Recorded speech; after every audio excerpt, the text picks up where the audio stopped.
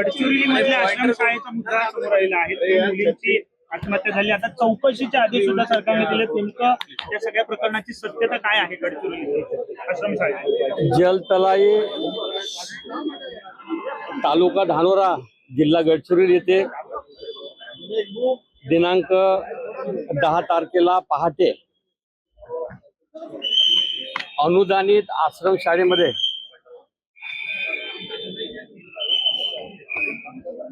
मुलींना सापाचा चावा झाल्यामुळे 3 मुली दगावल्या गेल्या. 3 मुलींना उपचार सुरू आहे. एका मुलीला नागपूर या ठिकाणी जीएमसी मध्ये उपचार सुरू आहे. 2 मुली गडचिरोलीमध्ये. अशा परिस्थितीमध्ये ज्या संस्थेच्या माध्यमातून ते अनुदानित आश्रमशाळा सुरू आहे त्या संस्थेची सखोल चौकशी करून त्यांच्यावर योग्य ती कारवाई करण्यात येईल. सोबतच आदिवासी विकास विभागाचा निरीक्षक प्रत्येक महिन्याला शाळा तपासणीसाठी जात असतो. त्या संबंधित प्रकल्प कार्यालयाच्या अधिकाऱ्यांनी कोणता शेरा मारला व्हिजिटिंग बुक मध्ये ते तात्काळ चौकशी करून संबंधित अधिकाऱ्यावर योग्य ती कारवाई करण्यात येईल. सोबतच महाराष्ट्रामध्ये अनुदानित आश्रमशाळा कार्यरत आहे त्या सर्व अनुदानित आश्रमशाळेची ट्रस्ट संस्थेद्वारे मूल्यमापन करण्यात येईल. अशा प्रकारचं आज महाराष्ट्राचे मुख्यमंत्री देवेंद्रजी फडणवीस, एकनाथजी शिंदे आणि सुमित्राताई आणि सर्व मंत्रिमंडळासमोर चर्चा झाली. यानंतर अनुदानित आश्रमशाळेमध्ये शिकणाऱ्या विद्यार्थ्याप्रती अशा प्रकारचं दुर्लक्ष होत जे आहे ते योग्य नाही. 100% यानंतर अनुदानित आश्रमशाळेमध्ये शिकणाऱ्या विद्यार्थ्यांना योग्य ते न्याय देण्याचा सरकार प्रयत्न करेल. सोबतच त्या अनुदानित आश्रमशाळेमध्ये हा प्रकार जो घडला त्या ठिकाणी मुख्याध्यापक नव्हता,